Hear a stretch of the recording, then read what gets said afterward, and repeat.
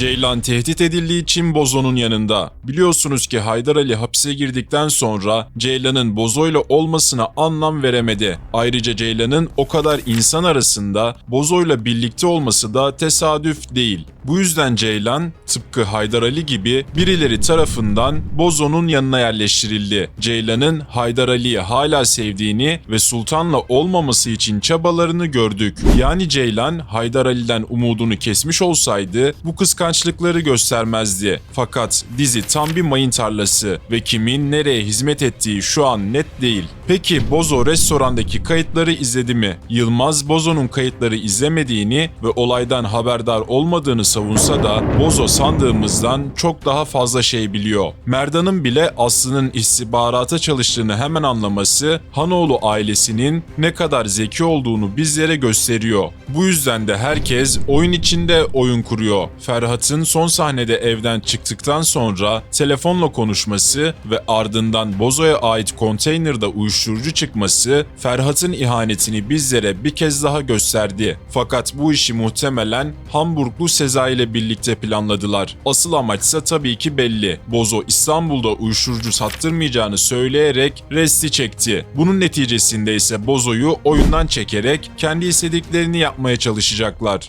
Bozo'nun bu resti çekmesinden sonra tabii ki kendisini destekleyerek oyunda tutan kişi ise Yılmaz olacak.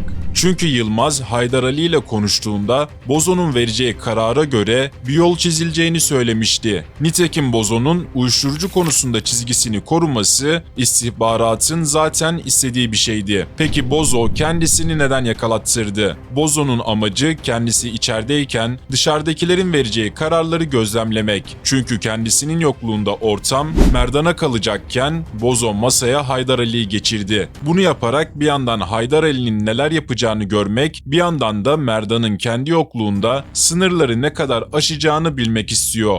Çünkü her tarafı istihbarat ve hainlerle dolu olan bir yeraltı dünyasında mücadele eden Bozo, satranç tahtasında en doğru hamleleri yapmak zorunda. Bu bazen kendisini feda etmek anlamına gelse bile. Peki Yeraltı dizisinin yeni bölümünde neler olacak? Haydar Ali başa mı geçiyor? Bozo'nun planı ne? Gelin incelemeye başlayalım. Tabi öncesinde videoyu beğenip kanalıma abone olmayı unutmayın. Öncelikle Kurtlar Vadisi'nden tanıdığımız Muhammed Cangören ve Sefa Zengin'in Yeraltı dizisindeki rolleri belli oldu. Muhammed Cangören, Mardinli Donçiçi lakabıyla Bozo'nun amcası olarak diziye katılacak. Bunun yanında Sefa Zengin ile yine baba oğul rolünü oynayacakları söyleniyor. Ancak Mardinli Donçiçi'nin diziye katılmasıyla Haydar Ali'nin işi de çok daha zorlaşacak. Çünkü tıpkı Merdan gibi Donçiçi de Haydar Ali'den ölen kardeşinin intikamını almak isteyecektir. Bunun yanında bu bölümde bir ipucu daha öğrendik. Hamburglu'nun ablası Haydar Ali'nin dayısını oldukça yakından tanıdıklarını söyledi. Bu da yakın zamanda Haydar Ali'nin dayısının kim olduğunu göreceğiz demek. Tabi bunun yanında aynı zamanda Hamburglu ailesi Haydar Ali'nin dayısını sadece tanımakla kalmıyorlar. Meleğin de dediği gibi neredeyse her şeye hakimler.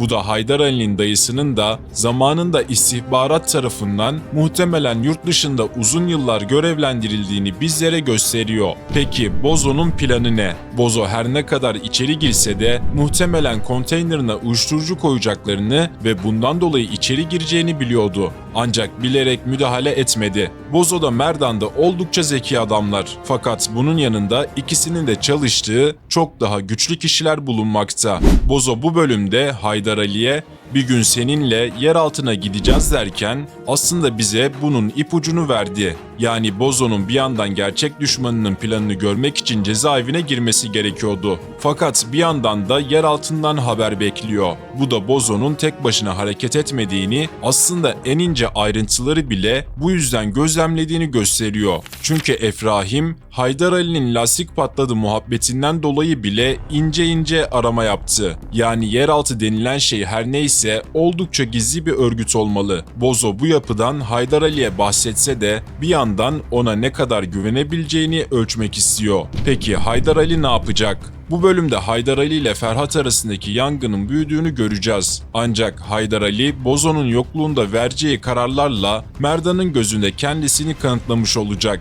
Tabi Merdan'ın babasını öldüren kişiye zarar vermemesi de aslında Haydar Ali'nin kim olduğunu çözmek istemesinden kaynaklanıyor. Yani Merdan da akılsız ve fevri bir karakter değil. Peki sizce Yeraltı, Kurtlar Vadisi'ndeki konsey gibi bir yapı mı? Yorumlarınızı yazmayı unutmayın. Bu tarz videoların devamı için kanalıma abone olursanız çok sevinirim. Sonraki videolarda görüşmek üzere. Kendinize iyi bakın.